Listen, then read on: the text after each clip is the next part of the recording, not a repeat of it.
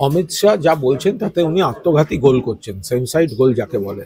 তার কারণ দেশের সীমান্তটা পাহারা দেওয়ার কথাটা উনি তার দায়িত্বে।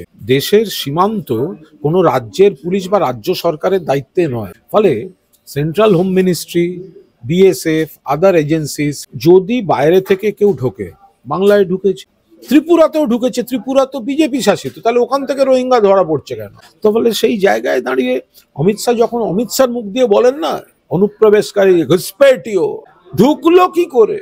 ওনার ব্যর্থতা, ওনার দপ্তরের ব্যর্থতা, কেন্দ্রের ব্যর্থতা, স্বরাষ্ট্রমন্ত্রীর ব্যর্থতা, বিএসএফ এর ব্যর্থতা, সেন্ট্রাল এজেন্সির ব্যর্থতা। আগে ছিল 15 কিলোমিটার সীমান্ত থেকে ওদের জুরিসডিকশন, 50 কিলোমিটার করে নিয়েছে। তারপরে অনুপ্রবেশকারী ঢোকে কি করে, ঢুকে থাকে কি করে? এখন নিজের ব্যর্থতা থেকে নজর ঘোরাতে যা স্টেটমেন্ট করেছেন, আদপে ওটাকে বলে আত্মঘাতী গোল। বাংলা হান্টের আরো খবর দেখতে নজর রাখুন। বাংলা খবর মানেই বাংলা হান্ট।